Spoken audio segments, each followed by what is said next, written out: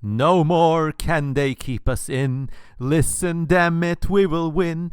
They see it right, they see it well, but they think this saves us from our hell. Brrr,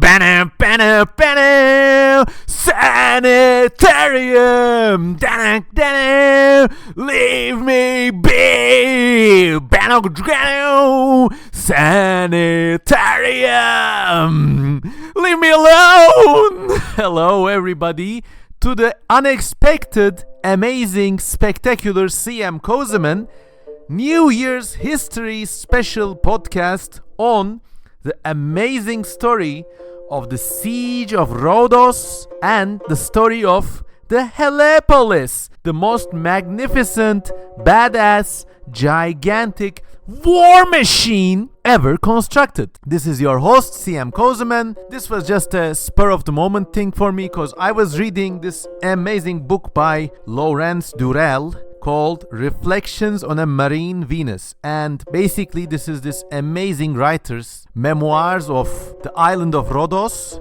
which is contemporarily located in Greece, but it used to be part of Italy. Long story. Anyways, this is this guy's amazing book about the island of Rhodes, and in it he tells this historic account of basically the siege of Rhodes that took place in 305 to 304 BC. The amazing human drama and the intriguing characters, like the characters here are really amazing. The war machines, the history, the development, and all the exciting things about this incredible event. History is littered with these events, but I just happened to read this one by Durrell. Well, actually, he's not the first person to write about it, but he really writes it in a special way, as we are about to see. He really can paint a colorful picture with just words, and not many authors have this talent. Let me tell you that much. So today we're gonna be talking all about this, but just before beginning, if you're a newcomer to this site, I'm gonna have to ask you, pal, to subscribe, like, leave a comment, and click the goddamn bell icon so together we can beat the algorithm. Also, recommend this podcast to your classmates, to your girlfriends, to people you love. You know, keep on building the community. I really need to get these numbers up. I need more subs, damn it, so I can have more money and more time to tell you amazing stories like this. And speaking of money, please consider supporting me on patreon.com, because the rest of this channel is actually not monetized and every penny you contribute helps. Plus, if you support me on Patreon, you get access to all sorts of amazing new pictures that I post almost daily that no one else can see. And what else? If you subscribe to me on Patreon, you can also get to ask questions, which I answer on later podcasts. So that's a plus. Also consider getting CM Kozeman merchandise from the merch store. And if you've done all that, why don't you just give me a cup of coffee at buymeacoffee.com? It doesn't cost much. It's like you've been listening to this podcast. Imagine Daddy Kozeman took you to a corner coffee shop and, sat you next down to a shady, quiet corner with lots of wines and shit overflowing. You had a nice time. You want to buy me some coffee, right? So buy me a coffee too. With those said, let's start our incredible historic adventure. Let's begin our journey with the wars of Rhodes at the time of Alexander's succession. Da-dun. Okay, so before beginning, let's put everything into context a little, because, the Mediterranean world is not really easy to understand for most audiences unless you live there. I noticed this especially with American audiences that, they know everything about little facts or interesting details, well, such as the Helepolis siege engine I'm going to be talking a lot about in this podcast, but few people not from this part of the world rarely get the context right. I mean, what's going on? Why is this battle being fought? They mostly just take the shortcut. There was this war of this and this at that date, and they had a cool machine. And that was that. Well, history is far more interesting and complicated. So let me give you a little bit of the lowdown at the Siege of Rhodes, which happened in 305 BC. Basically, okay, this is your starting point. Alexander the Great, right? The guy who came out of Macedonia and conquered most of the known world until the borders of India. He was a great warrior, conqueror, strategist, tactician, and after he died, his empire immediately split into warring factions. So some guy took the Far East, that is to say the places around present-day Afghanistan to India, but another guy named Antigonus took control of the Macedonian heartland and a lot of what is now contemporary Greece, okay?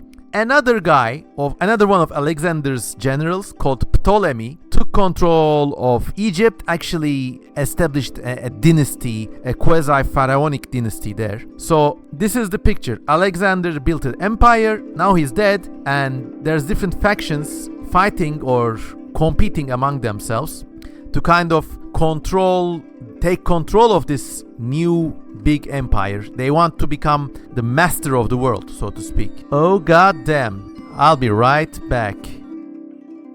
Oh, sorry about that phone call interruption. It was just God calling me to remind you to support me on patreon.com again, or get me a coffee from buymeacoffee.com. Please everybody. Also, you can get me to do commissioned creature art for you. The links are all below. Anyways, let's go back. It's very exciting. Let's get some history, move on.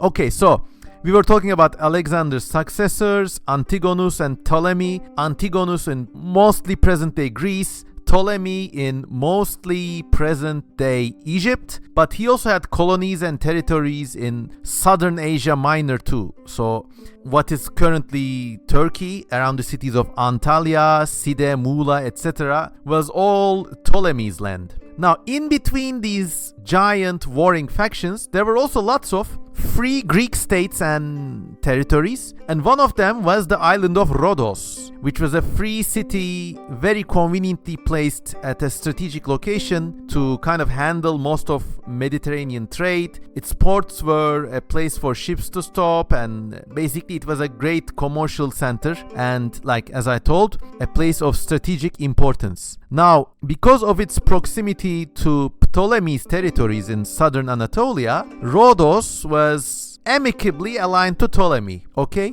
But then something happened with the faction of Antigonus. And this thing was basically Antigonus, the original general. He was also known as Antigonus the One-Eyed. He died and he was replaced by his son. Now this guy is going to be a really important character, so keep him in mind.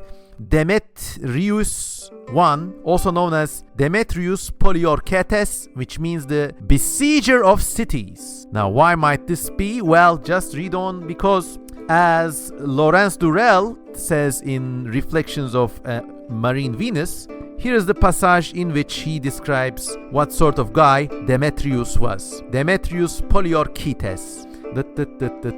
His coins show a fleshy face and a long, sensitive nose, expressing clearly the mixture of coarseness and sensibility which one reads into his character as described in historic epics. If the motto of Cleobulus, another historic figure, was to be nothing in excess, then that of Demetrius Poliorcetes must certainly have been excess in everything. Well, so he was a very ambitious guy. He was a very excessive guy. He didn't do things by half measures. He wanted everything. He was also very technically minded. He was basically the kind of person people like Elon Musk are role-playing as. He was very driven, and actually, if you do some interesting research about the life of this guy, you can kind of get a sense of his character. Now, in a lot of critiques against Hollywood films, sometimes people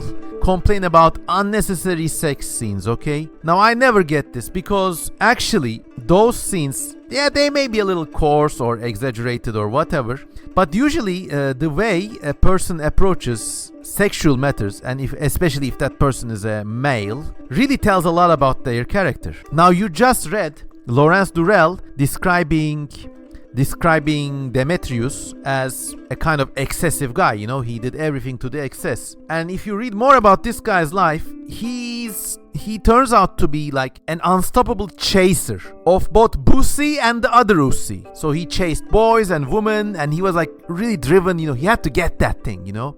in one of his other adventures, this time he somehow got himself installed as a tyrant to Athens, and there he fell in love with a twink called Demetrius the Handsome. Now, he was so driven to get this guy, you know. He was like, oh man, giving him gifts and stuff like that. And he was like, sorry, you know, he's just like, he probably knows how hot he is, but I mean, maybe the kid doesn't even swing that way, you know. But of course, that did not deter Demetrius. He chases this guy, Demetrius the Handsome, all the way into the hot baths where, you know, everybody's going getting some like hot water action, you know, cleaning themselves. What a sensual place. And so there, suddenly, Demetrius is like, I have you now, little boy. It's me or nobody. So he corners him and he basically tries to R-word the poor guy. But true to his honor, Demetrius the Handsome doesn't want to be had by this character. So he actually jumps into the cauldron that was used to heat the hot baths, you know. And he's like,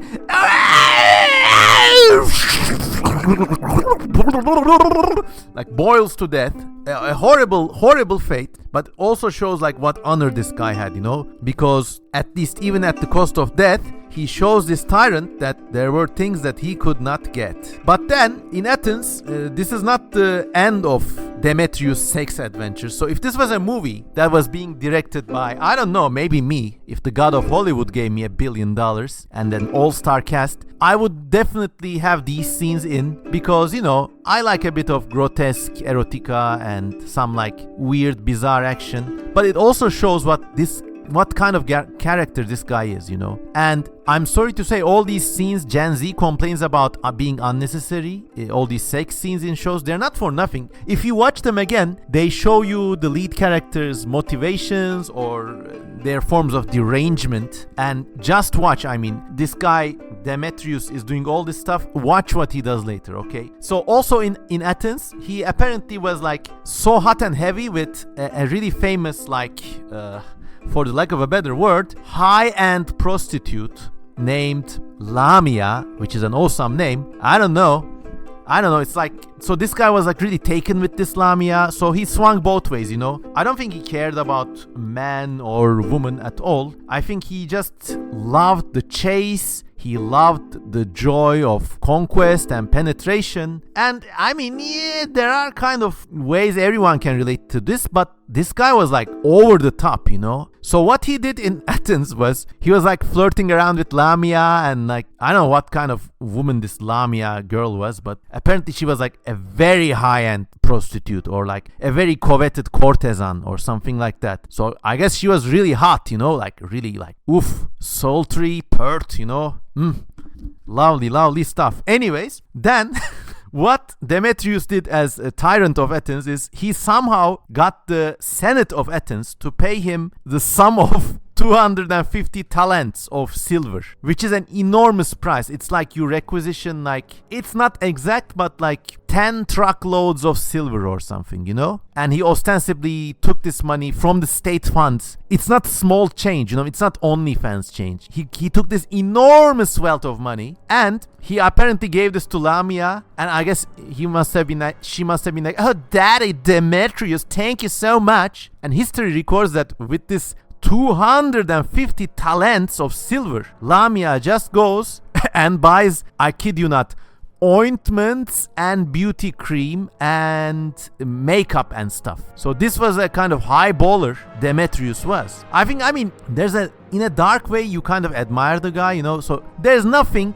he wouldn't do to get what he wants. Because also remember, he was the son of one of Alexander the Great's generals, you know? So that's the kind of character. He was talented too, he was smart, he had an aptitude for engineering.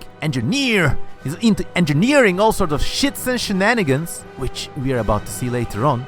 Anyways, so this guy, whatever, grows up and becomes, well, the heir of the Antigonite faction that was to rule the world, or a little part of the world, after Alexander the Great's passing. After his empire disintegrated, Lawrence Durrell says this empire that Alexander had left was now disintegrated under the attacks of many claimants like a jellyfish stranded on the beach of time. And there, just a little side note, and hats off to Lawrence Durrell, Reflections on a Marine Venus. If you want to read this book, the link to the Amazon.com purchase is also in the video description and the pinned comment.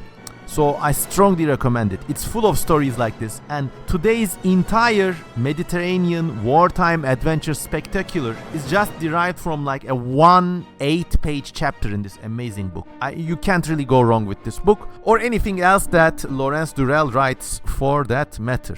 Okay, so what happens is, because he wants to conquer Alexander's empire again, Demetrius sends a kind of ultimatum to Rhodos. He says, stop trading with Ptolemy, who is geographically closer to them, and join me. Because what he wants to do, obviously, is to become the master of the seas before he can conquer the rest of Alexander's lands.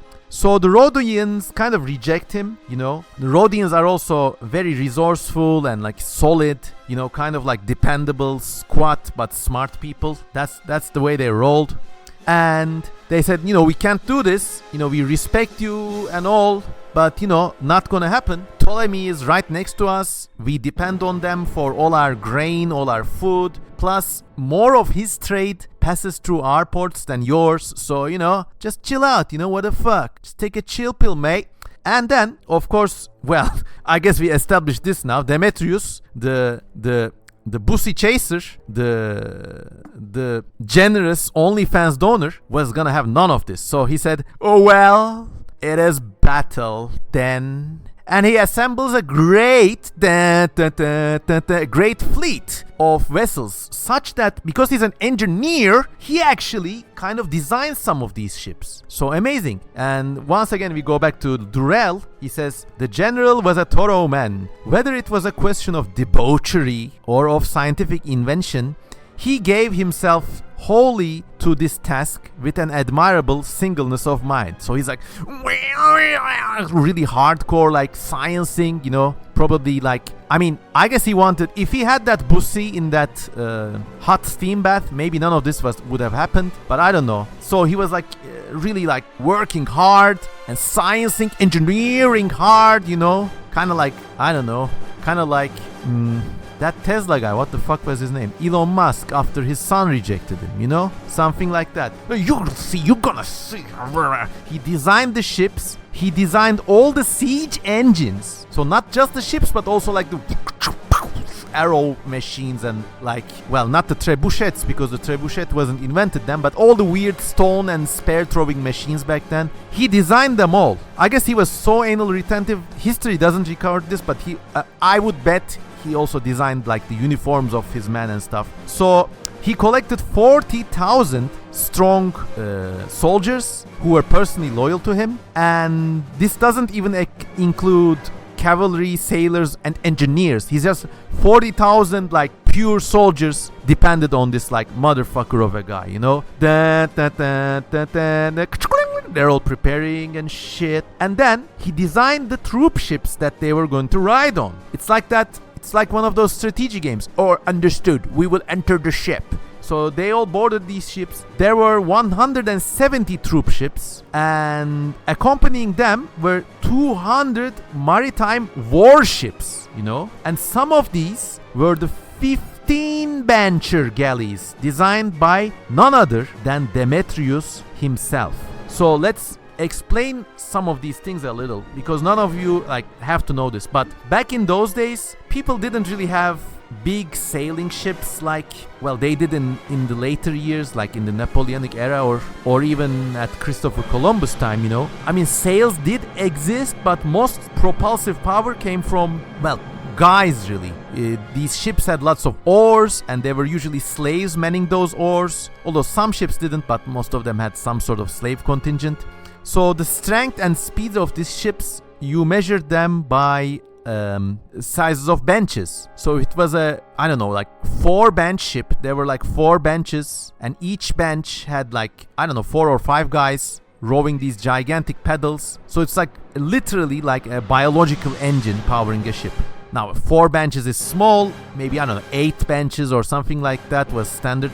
But this guy Demetrius, he designed 15 bencher ships. So these were enormous. They were so large that he could mount catapults and arrow throwers and shit on them. So it was like something like an Imperial Star Destroyer, but on the seas of the ancient Aegean. Okay, that's how cool and awesome these ships were.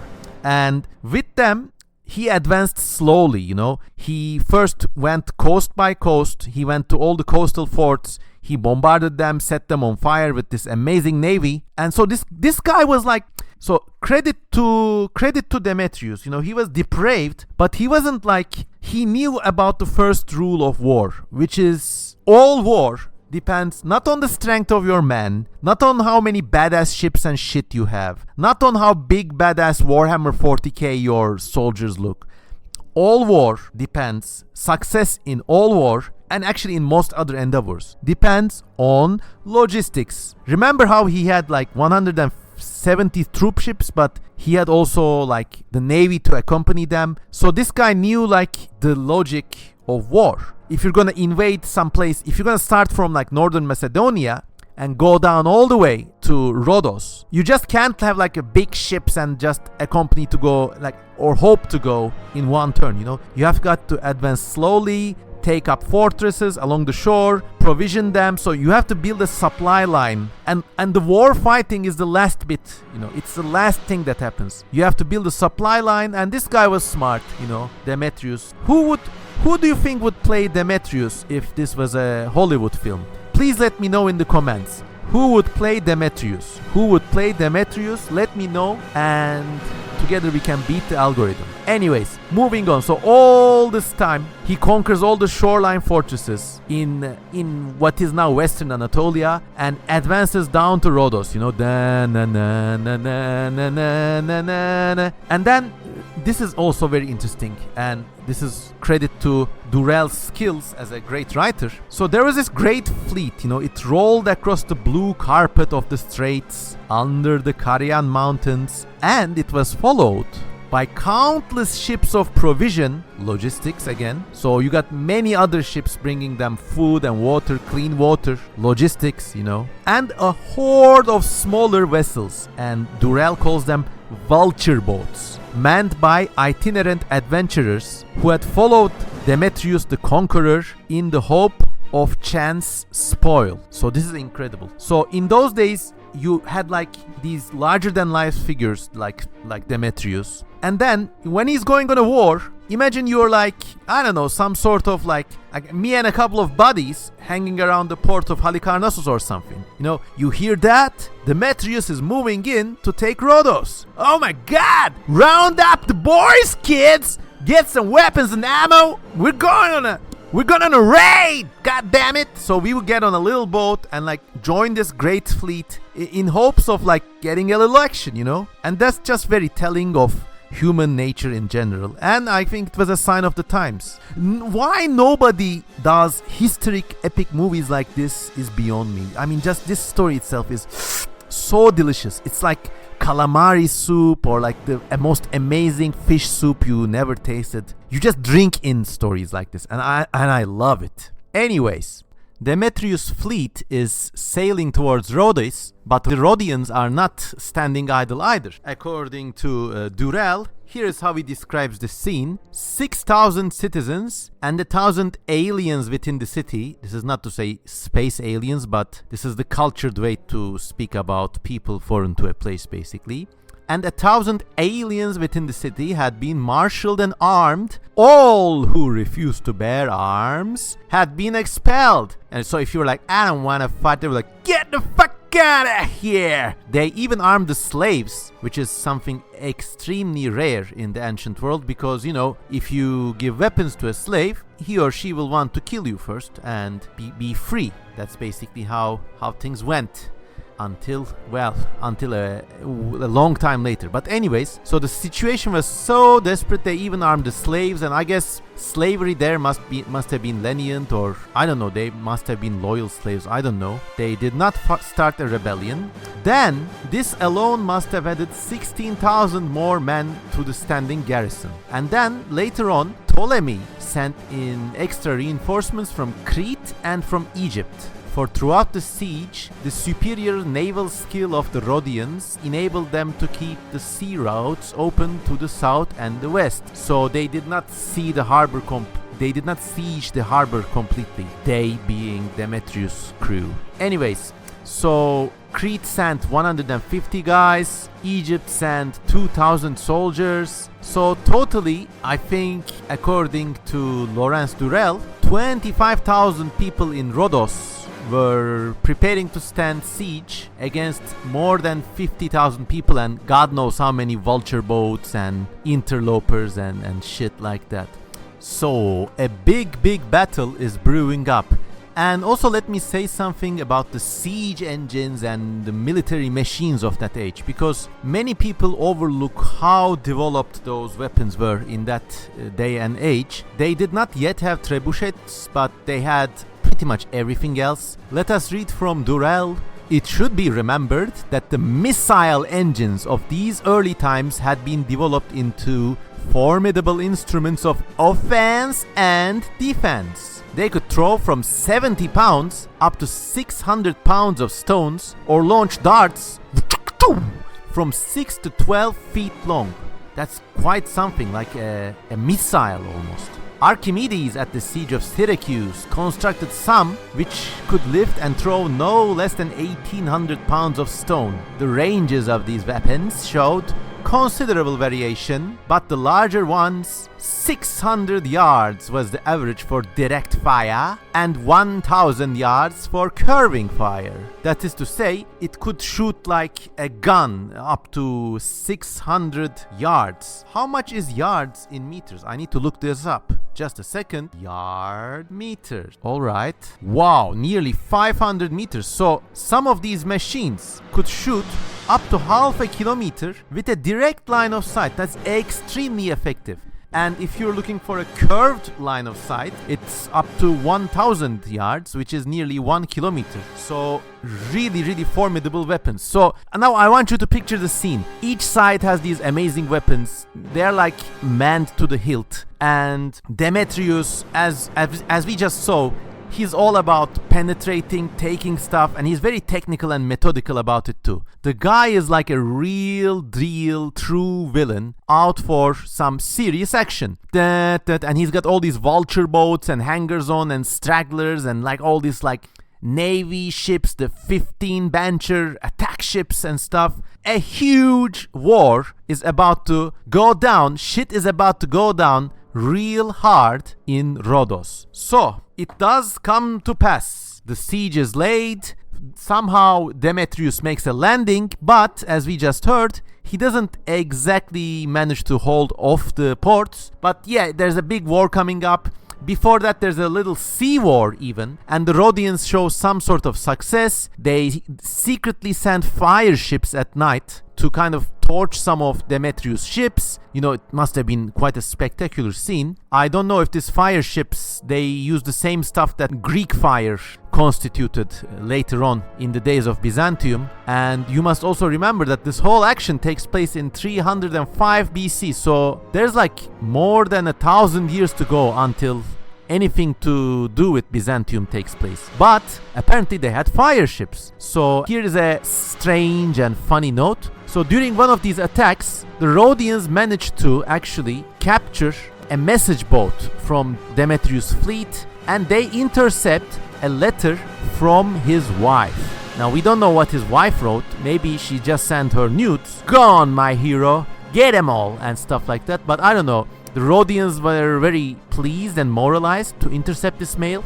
and actually sent this over to Ptolemaic Egypt, where Demetrius' enemies read it and I guess they laughed. So it's a kind of humiliation. Also, after they landed, there's a big land battle. It's really gory and like, but in some ways it's also kind of chivalrous too. I mean, you get the sense from reading Lawrence Durrell's account at least that these people did not fight in the eliminationist or like methodical way that armies later fought.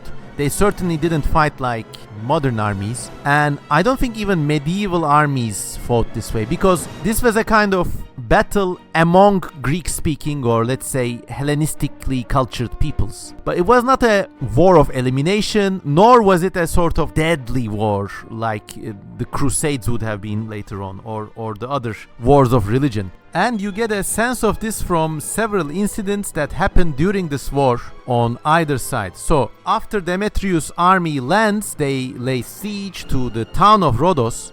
And now I've been telling you about this story, let me visualize it for you, okay? So the town of Rhodes is a walled town that's kind of near the port, but after the army of Demetrius lands, they besiege the town, so they cannot immediately conquer everything. They land on the island, and then they have to take the town too. So that's how these things work, okay? And as I just told, each side has these like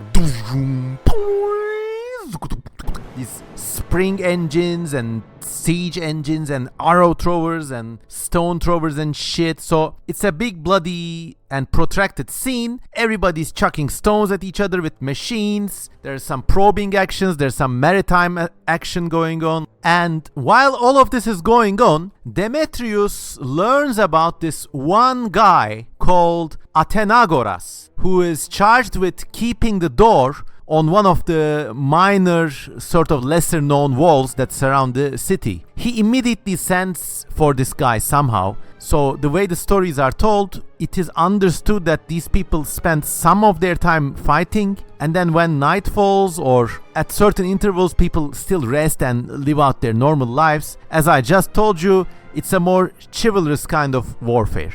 So Demetrius sends for this one guy, Athenagoras, and like promises him an enormous sum of money, like whatever he wants basically. And remember from his backstory that Demetrius is also used to using money when he has to take something, you know, when he wants something, when he has to take it.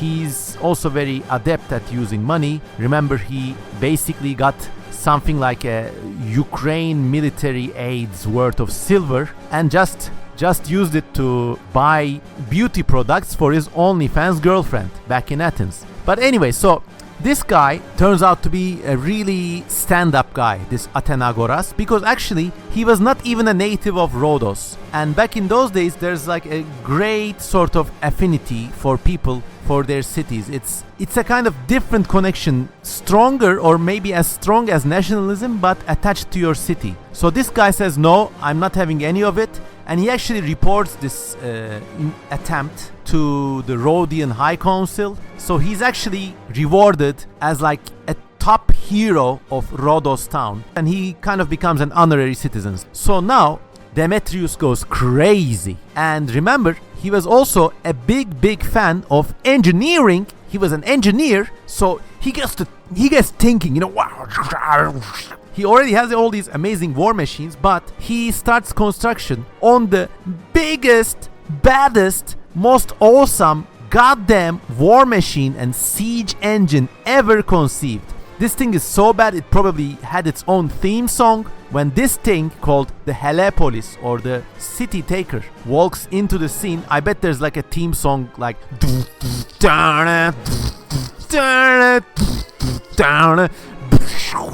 and this is just an amazing contraption. Let's read from Lawrence Durrell and let's see what he has to say about it. The giant Helepolis was well underway in construction. The accounts describe it lovingly, almost rubbing their hands on their sides. It must have been an awe-inspiring machine to look at. The Helepolis was a moving tower on wheels of oak. The base of it was square and the sides sloped inwards. So imagine like a very steep pyramid stretched out like a tower. Diodorus, the historian, says it was 150 feet high and 75 feet broad, so higher than 30 meters almost. Much later, or higher than 50 meters almost, much later, Vitruvius, this is a famous Roman architect, calculated its weight at 125 tons, but this may have been a merely academic exercise. 9 stories high, the Helepolis towered above the walls of Rhodos. It was repelled with catapults, grappling irons, and drawbridges, from which it could disgorge its infantry upon the parapets. It groaned and creaked as it moved, but it worked alright. And what's more astonishing, it took an operational crew of 3,400 men to propel this machine. In common with most of the siege weapons of the day, it was given a tough outer skin of plated hides, so hard leather basically. The top floor was a nest for archers, but the floor beneath that carried tanks of water serviced by force pumps with hoses made from the intestines of cattle. So these pumps are used to put out fires if they lob fire at the machine basically. They may also have been used to kind of soak the men, because this whole thing runs on muscle power. It's crazy. And I guess in the heat of battle or in the constrained environment of a siege, you really need to douse people with water to kind of get them going. You see similar things in factories sometimes. If you watch those videos from iron factories or foundries, there's sometimes a guy whose only mission is to throw buckets of water at the people basically working with hot iron. And while this thing did obviously not use hot iron, maybe some of that water was also used to keep the crew clean. 3,000 people packed into this one machine. It's just unbelievable. So heavy metal. Alright. On either side of the Helepolis were supporting tortoises with rams and a covered gallery for the sappers to work in. It is not hard to imagine what the Rhodians felt as they saw this great siege piece assembled and dragged within assault distance from their walls. Now at this junction, I'm also intrigued by this one point which nobody else seems to have considered, but this thing is a big tower, okay? It's got covered holes, and it's basically, imagine the cannon holes of a later wooden warship, but instead of cannon, these holes contain war machines or spring engines or ballistas and stuff. The whole thing is covered with hard-boiled leather, and there's pumps and stuff, so it's amazing, and it's a giant tower, okay? Now, as Durrell describes it from Diodorus, with quotes, there are apparently 2 tortoises on either side of this tower. So a tortoise is a kind of spherical device that's kind of covered with something like a dome or a half arch, and it has got this battering ram basically, just shielding people, and the rams are used to knock down walls. But what does the imagery of one big tower surrounded by 2 tortoise-like basically devices remind you of? I'll give you a minute. Tick tock, think about it. Well, it really does look like nothing else than a male genital organ with 2 balls. I mean, this is a kind of psycho-mechanistic manifestation of Demetrius' desire to conquer things. It's a huge tower that can penetrate walls, and it's flanked by 2 balls containing sappers and tortoise devices. So a huge war is underway. I think the Helepolis succeeds mildly. Some people can get in, but then they are repelled because the Rhodians are staunch defenders. Maybe there are some inner wars they retreat to. This is not very clear in the depiction, but something else happens. Another one of these humane war stories that are just so interesting and just so unbelievably cool. They really add a lot of wonder to this whole story. If it was just the machines and the siege, it would have been boring, but if you consider something like the episode of Protogenes, who is one of the, if not the, most talented painter of the antique era. So if you didn't know, back in Hellenistic and Roman days, painting was as big an art as it is today basically. Art historians usually make this mistake. They assume that art advanced sequentially, so in the medieval era people didn't know anything, then somebody invented perspective and the Renaissance was born. But actually in the ancient days, people could pretty much paint masterfully. We just don't know what their paintings exactly look like, but there are lots of anecdotes. For example, this guy, Protogenes was one of the most famous painters of his day, okay? And he just happened to live in Rhodos as the siege was underway. So the siege advanced, either his studio or like wherever he lived in, either that place was overrun by Demetrius' army, or maybe he was working inside the walls that the Helepolis tower was able to penetrate. But for whatever reason, he was caught in the middle of this war. Actually, in the middle of Demetrius' camp, he was caught. And he just kept on painting like nothing was going on. What a true Chad. This is the exact sort of artist that I aspire to be. And I think if this whole thing was a movie, I would love to have the cameo role of Protogenes the painter. So he was either working on a very famous portrait of Ialisus, who is a kind of historic figure, or something called the satyr, which according to historic accounts was extremely, like, not just realistic but also full of spirit and life. Apparently it showed a satyr leaning against a column, and in the first version of this painting, on the column there was a quail or some pigeon or some bird that was so realistic that people kept looking at this bird and they're like, oh, it's dead realistic. So in order not to distract from the satyr, which was the main theme of the painting obviously, Protogenes just took a brush and painted out this bird. So now you look at the satyr.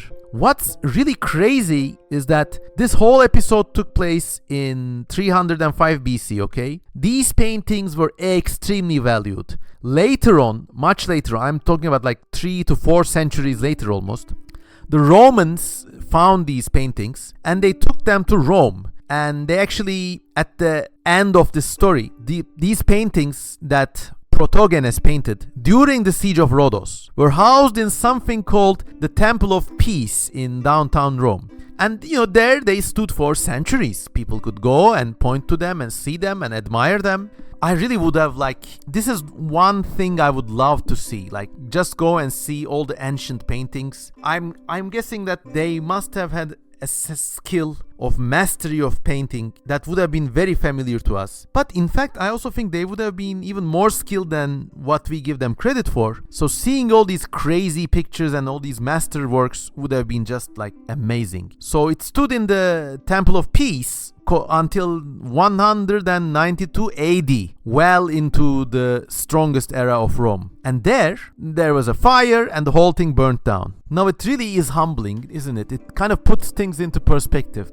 This masterpiece painted during the Siege of Rhodes and then carried to Rome, and later something happens, burns down, but life goes on. Who knows how many artworks are gonna meet a similar fate in the upcoming, not even century, decades, I think. I really think we are at the precipice of something big, and it really does feel in this day and age like something is gonna break. If you feel the same, just mention in the comments, something's gotta break, Daddy Kozeman. So we know you've been listening. But that's the cool thing about reading, properly reading history and stories and memoirs like this one. It also fills you with hope. So okay, the masterpieces of the ancient world, they do burn down, and as we listen to later in the story, much worse things are gonna happen. But life goes on, and isn't that just fantastic? That's just the best thing about history. It fills you with optimism just as soon as you let go of this kind of charade of civilizational advance or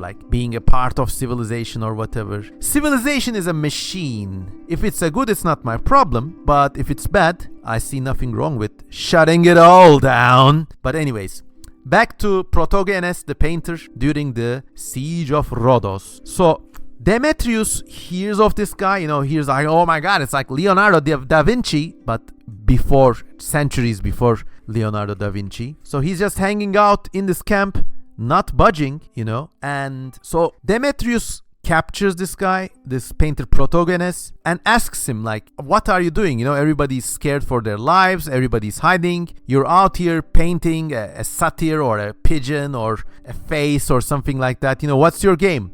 And then Protogenes is a very tactful guy. I really look up to him.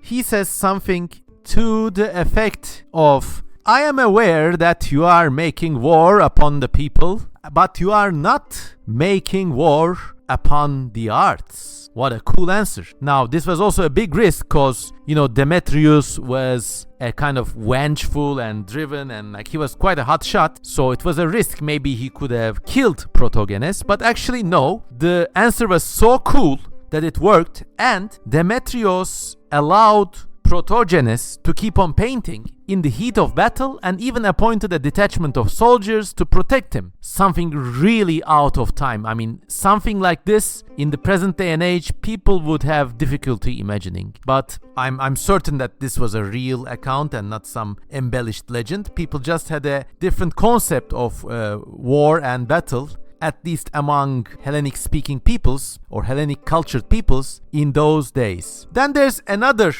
human incident which kind of adds so much color and drama to this otherwise basic and bland tale of a siege. And this now comes from the Rhodian side. So the Rhodians kind of retreat either behind the second layer of walls or like they kind of lose some sectors, I don't know, because this big ass tower Helepolis is like tearing things up, It's like an unstoppable technodrome of a siege engine. And what are they gonna do? Now, there was already a master architect on the Rhodian side called Diognetus, and the post of the master architect was like one of the honorary positions in the city, in some ways comparable to certain positions in leading universities in the world, but quite unique. If you're the master architect of a city, you kind of have some political weight and power. But then somehow during this war, this hotshot of a guy called Colossus of Rhodes was there, and he was not even a native of Rhodos.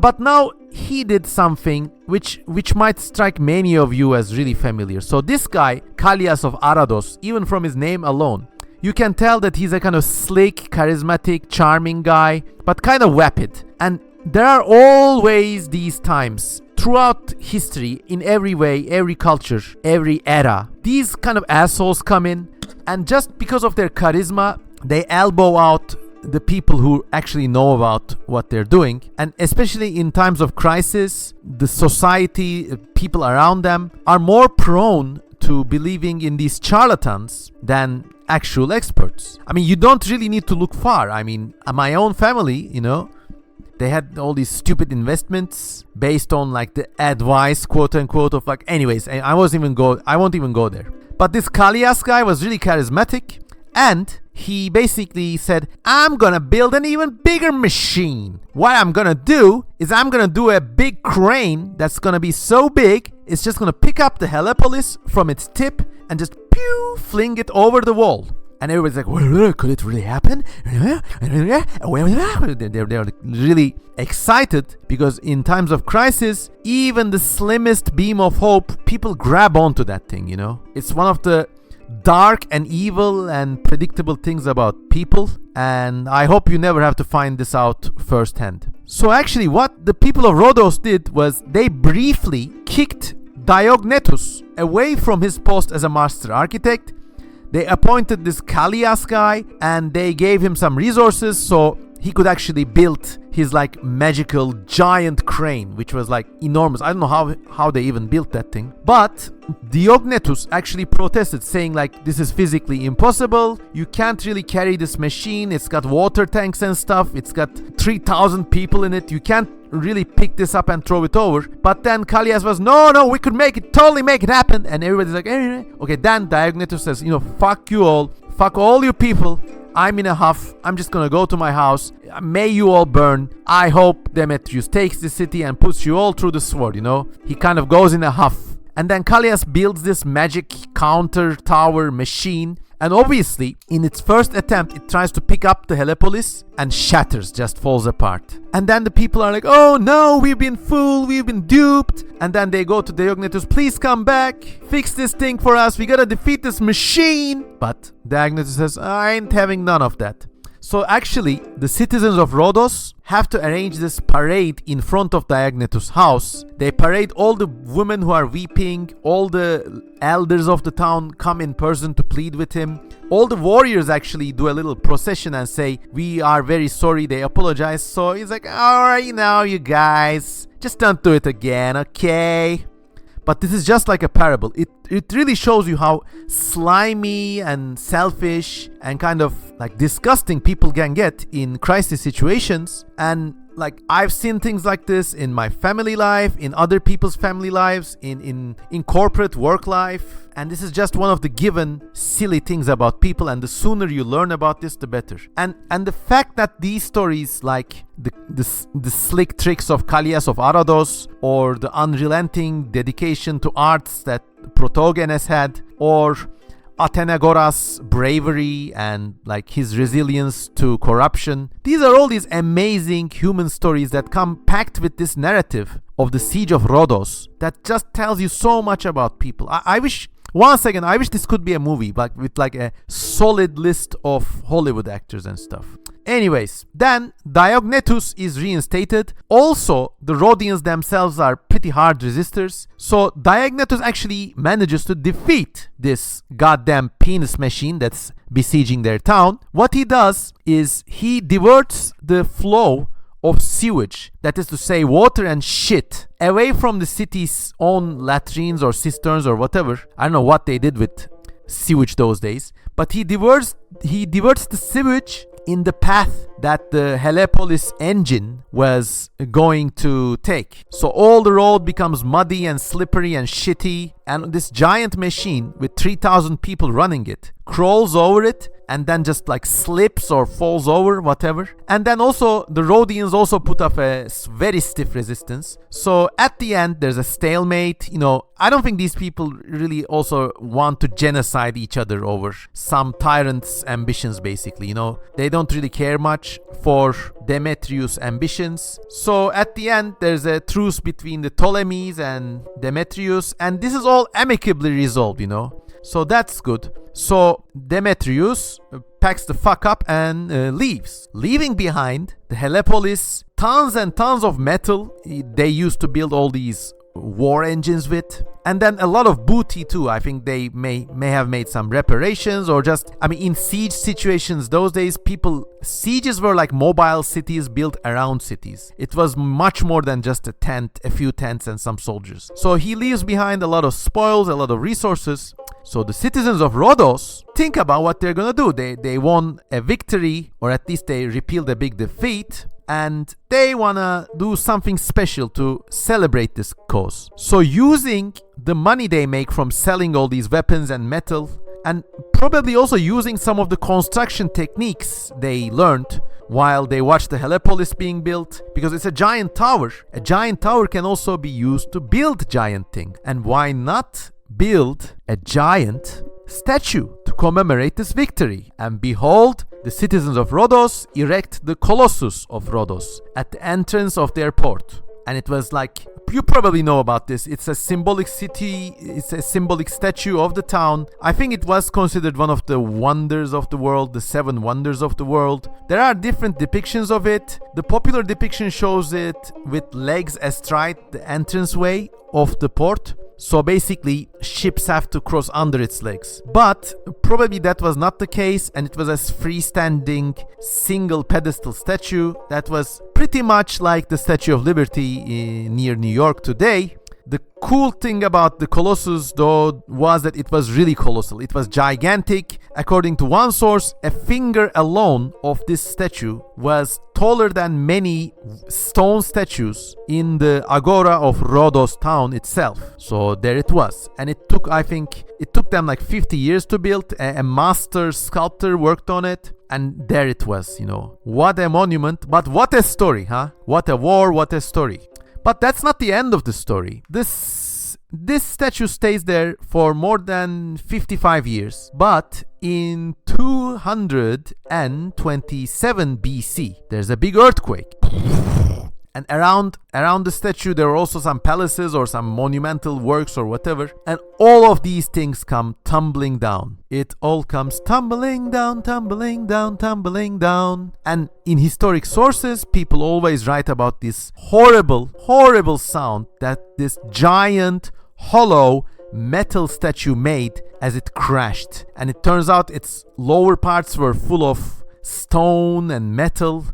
Perhaps there's even a hint of the visions of Daniel and John of the Apocalypse, you know. I saw a statue with feet of clay, and its legs were stone, and its body was brass, and its head was iron, so it was completely lopsided. Obviously, you should use the more heavy stuff in the lower layers. And maybe there's some allegory of that in this, but I don't know. But it fell off, and that I just can't shake off the image, or rather still the sound. Imagine you're sleeping in your town and this giant statue collapses. What a sound that must be. And then even after it fell, this statue was so gigantic that its remains were visible in Rhodos harbor until the 7th century. We're talking about the earthquake in 227 BC, and then this statue was still visible until the 7th century. If the ancient Göktürks could have gone over to Rhodos, they probably would have seen its relics. But at the end, somebody did go over.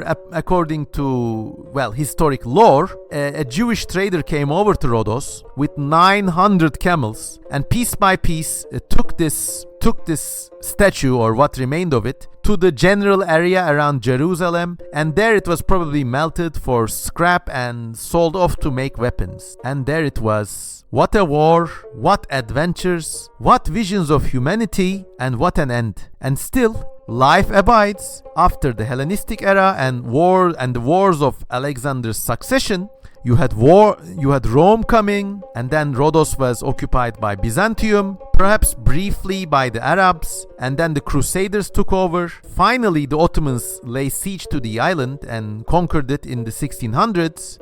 And then in the 20th century, Italy took it over. In the Second World War, Germany kind of wrestled the control of the island from the Italians. And then after the war, the British administered it for a few years. And that's actually when this amazing book was written. Lawrence Durrell's Reflections on a Marine Venus. What an amazing book. And then in 1948, the whole area was passed over to Greece, under whose control it remains today. But with this video, I want you to, the story of the giant machine and the statues, they're really cool. But a lot of you are into writing fiction or science fiction or historic stuff yourself. I want you to realize the value of human anecdotes whenever you are telling a story like this. Without these little details of slice of life action where people get to reveal their true character, are they virtuous? Are they stubborn? Are they lustful? Are they slimy and slippery and dishonest? You really learn a lot about life. And it doesn't matter if you're writing fiction or history. When you're writing, even if you're writing about the most obscure or niche science fiction stuff, always try to incorporate little details like this. They don't need to be as deeply allegorical as some of these, but if you have a protagonist or an antagonist, you must also show reasons why they are in that character, Are they lustful? Do they want power? What do they want? And when you're also writing stories, don't just write, he was selfish or he was bent on conquest. No, write the whole side episode of that guy wanting to bussy a twink in the hot baths and the twink jumping into the boiling cauldron to avoid his violation. Write about those things, and then you build up your character. That way you also build up your events, your story, and as always, don't worry, because you can never match up with the actual weirdness and wonders of real life history. Well, I hope you liked this podcast. This was just a spur of the moment thing for me. I've been speaking nearly an hour, talking my head off, and my throat kind of hurts now. But I hope you enjoyed this podcast. Please leave a comment. If you listen until the end, please write, I have seen the Colossus, Daddy Kozemen. So I know you watched this far. And as always, consider supporting me on Patreon and beyond. And as always, have a nice day. I love you. If you want to read more about Durrell's book, Reflections of a Marine Venus, the link is also in the video description and the pinned comment. That was it, everyone. Have a nice day and goodbye.